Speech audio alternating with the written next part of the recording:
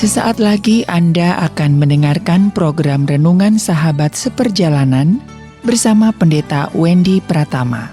Selamat mendengarkan.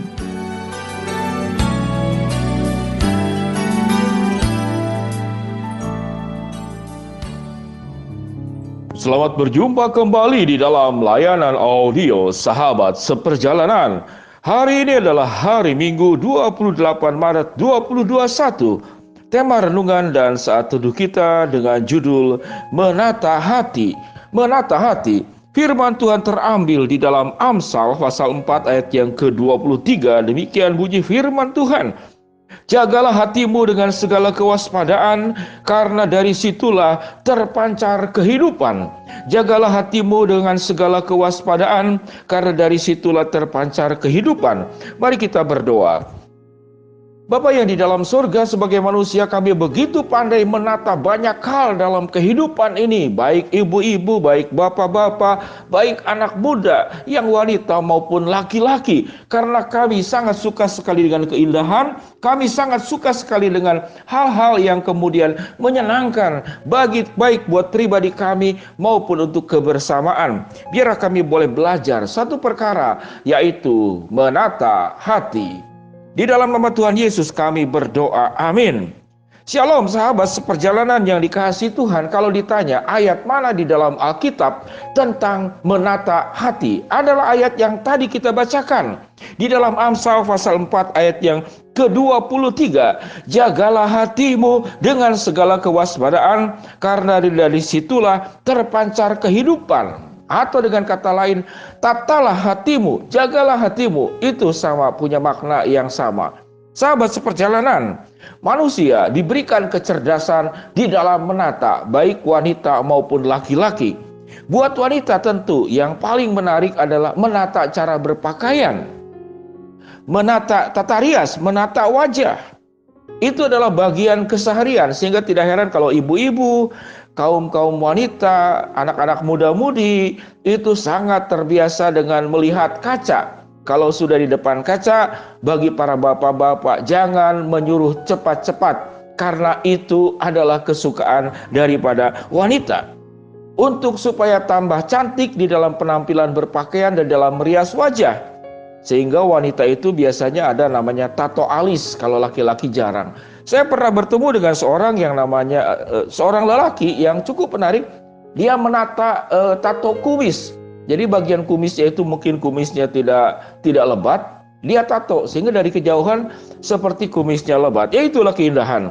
Tapi bagi laki-laki pada umumnya sangat suka sekali menata kendaraan, mobilnya maupun motornya. Bahkan ada seorang yang saya kenal, itu untuk aksesori motornya saja, uang yang dikeluarkan itu hampir sepertiga harga motornya. Itulah artinya bagaimana? Artinya manusia itu sangat pandai menata. Pada bagian ini kita perlu belajar yang namanya bagaimana menata hati kita itu dengan baik. Kalau kita tidak menata hati kita dengan baik, maka hidup kita akan di dalam kesusahan. Kalau kita pandai menata hati kita dengan baik, hidup kita akan dalam kebahagiaan dan juga dalam kebenaran. Artinya, kondisi yang saya jelaskan di bawah ini, itu sangat ditentukan bagaimana kita menata hati.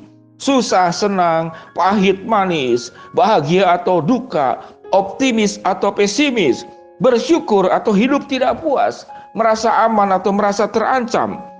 Kemudian tertib atau kehidupan kita liar, mengampuni atau membenci, berdosa atau hidup dalam kekudusan, hati yang licik atau tulus, hati yang rela atau terpaksa, menerima atau menolak, merampas atau melepas, peduli atau egois.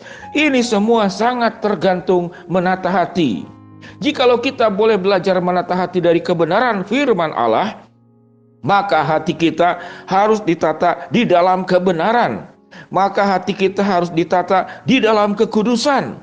Maka hati kita harus ditata dengan penuh hikmat seperti Salomo. Sahabat seperjalanan yang dikasihi Tuhan, menata hati adalah bagian yang sangat penting untuk menjadikan hidup kita punya makna, hidup kita berbahagia, hidup kita punya tujuan yang jelas, hidup kita penuh dengan kebenaran. Sangat tergantung di dalam menata hati. Sehingga menata itu perlu ada konsep. konsep dan tujuan hati kita bagaimana dijaga adalah sesuai dengan kebenaran Allah. Sewaktu hati kita dekat dengan Tuhan, sewaktu hati kita itu beriman kepada Tuhan, bersandar kepada kebenaran firman Allah, maka seluruh sumber-sumber yang baik, yang indah, yang positif, yang benar, yang adil, yang mulia, karena sumbernya berakar daripada kebenaran firman Allah, maka hati kita pun akan keluar. Hati yang dengan penuh kebahagiaan, hati yang manis, hati yang optimis, hati yang bersyukur, hati yang aman, hati yang tertib, hati yang mampu mengampuni, hati yang di dalam kekudusan, hati yang penuh dengan ketulusan, kerelaan, hati yang melepas, tidak merampas, hati yang peduli dan tidak egois. Itu dimiliki oleh setiap kita semua.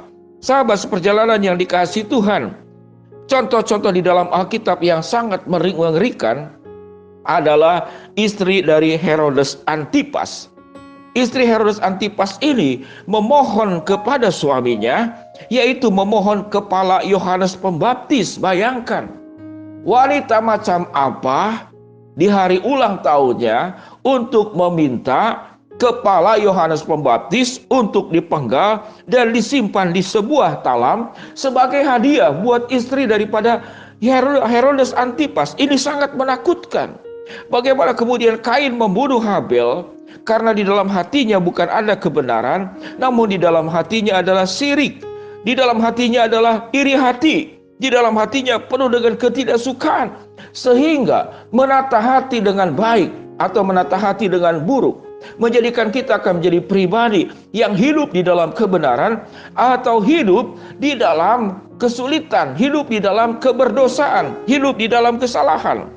Sahabat seperjalanan yang dikasihi Tuhan, marilah kita belajar untuk bagaimana menata hati kita itu dengan benar. Firman Tuhan yang sudah kita baca tadi dalam Amsal pasal 4 ayat yang ke-23. Apa yang dikatakan di sini? Jagalah hatimu dengan segala kewaspadaan, karena dari situlah terpancar kehidupan. Bagaimana hidup kita bisa waspada? Kita perlu rambu-rambu yang menolong hati kita. Bagaimana menata hati itu dengan benar. Itu dikatakan dengan penuh dengan kewaspadaan.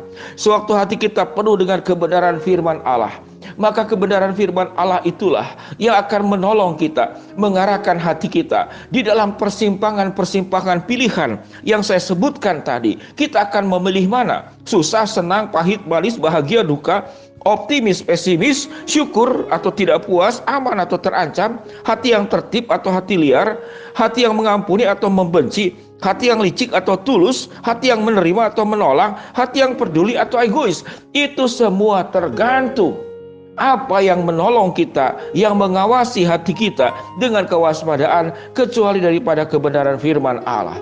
Kalau hati kita itu benar, hati kita itu baik, hati kita itu bersumber kepada kebenaran firman Tuhan. Apa yang dikatakan firman Tuhan? Karena dari situlah terpancar kehidupan. Kata lain dari kehidupan ini kalau dijabarkan sangat luas. Terpancar kehidupan, terpancar kebenaran, terpancar sukacita ilahi, terpancar hidup yang bagaimana hati itu diungkapkan menjadi berkat kehidupan kita di mana-mana. Semua tingkah laku kita, perkataan, pikiran, perasaan, perbuatan kita, rencana-rencana hidup kita itu bersumber dari hati. Kalau hati kita tidak ditata sesuai dengan kebenaran firman Allah, maka hati kita akan menyimpang kepada hal-hal yang keliru dan hal-hal yang salah. Sahabat seperjalanan, baiklah kita menata hati sesuai dengan kebenaran firman Allah. Jagalah hatimu dengan segala kewaspadaan, karena dari situlah terpancar kehidupan. Amsal pasal 4 ayat yang ke-23. Mari kita berdoa. Bapa yang di dalam sorga, hamba-Mu berdoa buat sahabat seperjalanan yang sedang sakit di rumah sakit ataupun di rumah. Tuhan jamah, Tuhan sembuhkan. Buat sahabat seperjalanan yang sedang menghadapi kesulitan, kendala, tantangan, dan masalah dalam kehidupan, Tuhan yang membukakan jalan. Buat sahabat seperjalanan yang sedang memohon dan berharap sesuatu kepada Engkau, Tuhan akan mengabulkan sesuai dengan waktu, rencana, dan kehendak-Mu. Di dalam nama Tuhan Yesus kami berdoa. Amin. Shalom sahabat seperjalanan. Happy Sunday. Tuhan memberkati kita semua. Selamat beribadah. Jangan lupa menata hati di dalam terang kebenaran firman Allah. Shalom. Amin.